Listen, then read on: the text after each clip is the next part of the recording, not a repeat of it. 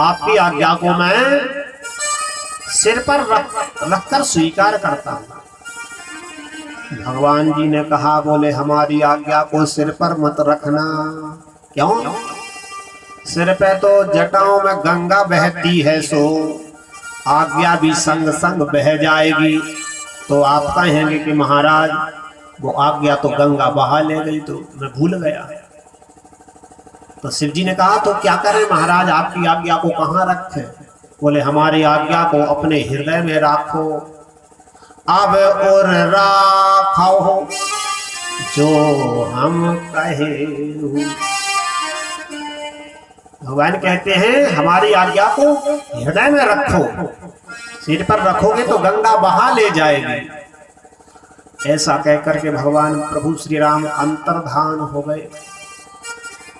शिव जी ने विचार किया, पार्वती जी तपस्या कर रही हैं, मेरे लिए ही कर रही हैं या नहीं, इनकी परीक्षा करा लो। उसी समय सप्तऋषि आए और सप्तऋषियों ने आकर के शिव जी का वंदन किया। शिव जी ने सप्तऋषियों से कहा, बोले आप जाओ देवी पार्वती जी की परीक्षा लो। उसी समय सप्तऋषि जाकर के देखते हैं, मूर्ति मंत तपस्या जैसी, ऋषि ने गौर देखी तहां कैसी। पार्वती जी का नाम दूसरा गौरी भी है, क्योंकि उनसे ज्यादा कोई गोरा नहीं है, इसलिए उनका नाम क्या है? गौरी। पार्वती जी तपस्या कर रही हैं तो उनका जो शरीर है ऐसा समझ में आ रहा है मानो तपस्या ने ही मूर्ति धारण कर ली हो। सप्तऋषि देख करके एक बार चकित हो गए। बोले राजकुमारी ने इतना कठोर तप किया है, अपने शरीर को इतना साधा है।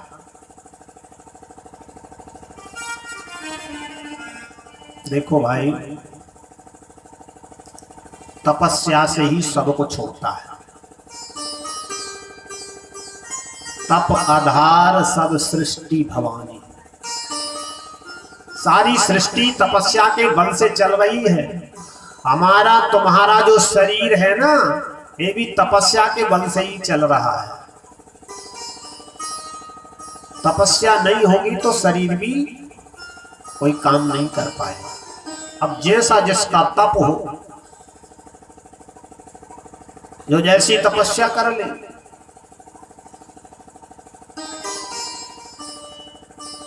व्रत करना, संकल्प करना, उपवास करना, भजन करना, इन सब का नाम ही तपस्या है।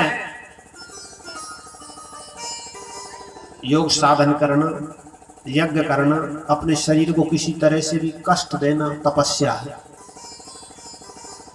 लोग कहते हैं अरे शरीर को कष्ट देने से क्या होता है,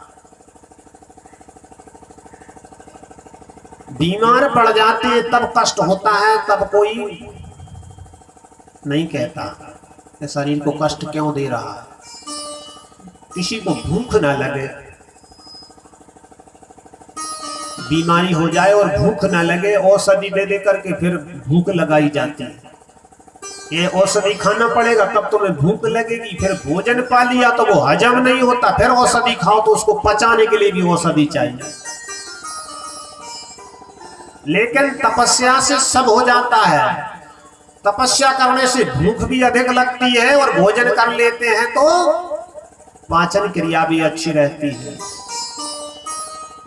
शरीर को स्वस्थ रखने के लिए तपस्या की भी आवश्यकता होती है। आज एकादशी है, कौन कौन ने व्रत रखा है जरा हाथ तो ऊपर को उठा दें। जय श्री राम, जय जय श्री राम। वाह। तो एकादशी व्रत में भी जहां तक हो सके जो नियम से है, वेद अनुसार है, अन्न नहीं खाना।